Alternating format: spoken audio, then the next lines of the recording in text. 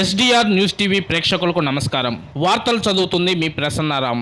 ప్రకాశం జిల్లా ఉక్కు మహిళ జడ్పీ చైర్పర్సన్ శ్రీమతి బూచపల్లి వెంకయ్యమ్మ తమ 3 ఏళ్ల పదవీ కాలాన్ని విజయవంతంగా పూర్తి చేసుకుని 4వ వసంతంలోకి అడుగు పెడుతున్న సందర్భంగా వారికి మా హృదయపూర్వక శుభాకాంక్షలు.